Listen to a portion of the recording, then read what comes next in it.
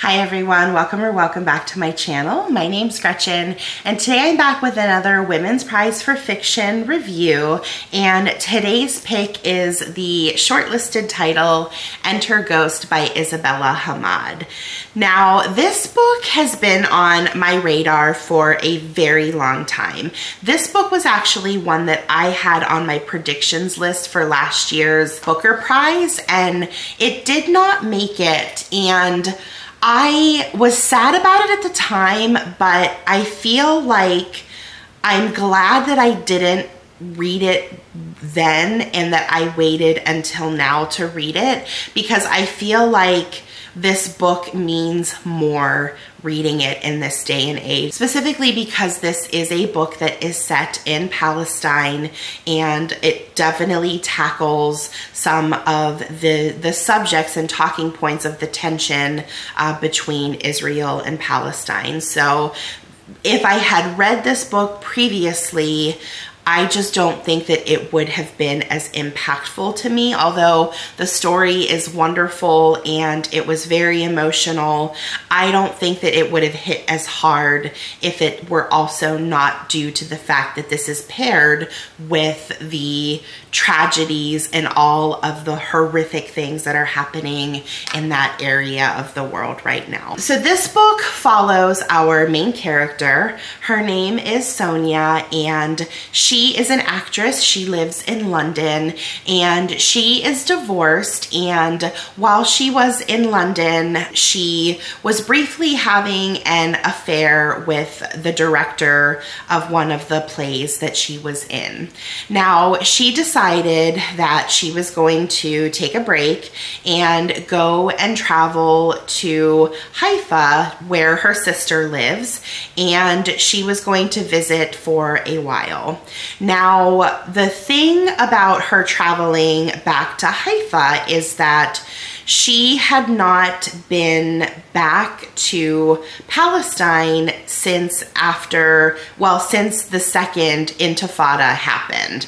So she has not been there for a while, and part of why she left the area in the first place was because she was feeling less and less connected with her homeland. She had a very difficult relationship with her homeland, and she ultimately decided that she was going to leave and go to London. So her returning is kind of a challenge for her because she is being forced to confront her past, forced to confront all of those troubles and negative feelings that she has toward the home that she left years ago. So she is not only dealing with that, but she's also coming back to see how different things are, how things have changed since she has last been there, for both the good and the bad. Mostly bad, but there were some good things, especially her sister. Now, one day her sister introduces her to a woman by the name of Miriam, and she is a director and she is doing a stage adaptation of Hamlet in classic Arabic, and she eventually convinces Sonia to participate in that production. So the book kind of then picks up from there, and we are learning all about Sonia's participation in that play. She's also meeting and learning new things from all of the cast members that she's meeting, all while she is still coming to terms and trying to figure out her relationship and her thoughts and feelings on being back in her homeland.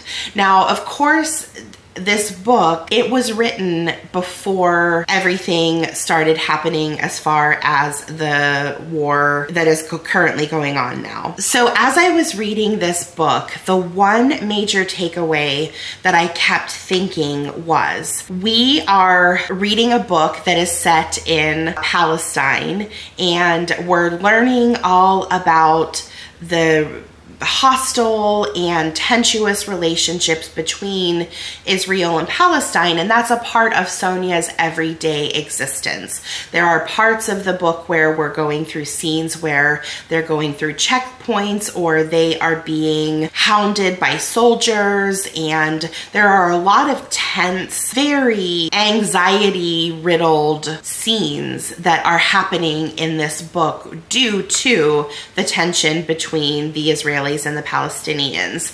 And I kept thinking the whole time that I'm reading this book was written prior to all of the current affairs that are happening right now. And I kept thinking as I was reading this, and this takes me back to the point that I had made earlier about how if I had read this book earlier, although I would have felt the tension, I would have felt the stress, knowing that all of this that was happening in the book happened prior to the current war that's going on there now, made it all the more upsetting, knowing that these characters, although they were struggling in the moment and they were going through some very difficult times, knowing that right around the corner, the lives that they were currently living were about to get a million times worse. And as a reader, me knowing that was just really upsetting, and it definitely made me appreciate the story more. And I just felt so much stress and anxiety for each of those characters, fully knowing that for as much as their lives were currently being disrupted, that in a matter of months, their lives were going to be completely upturned, and what they knew of their current life at that moment would just become a distant memory.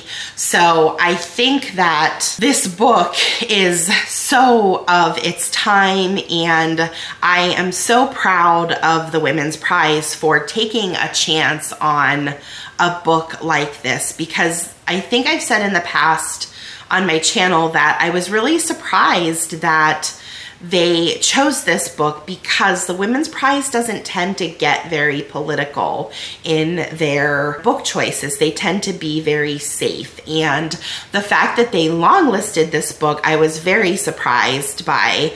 And the fact that it is now shortlisted, I am extra proud of them for not being afraid to put a book like this in the spotlight and getting it in the hands, hopefully, of a lot of readers and have them experience this book as well. So kudos to the Women's Prize for doing that. And I think it would be a bold choice for the Women's Prize to choose this as a winner and actually take a stand and a side on what is going on right now in Israel and Palestine.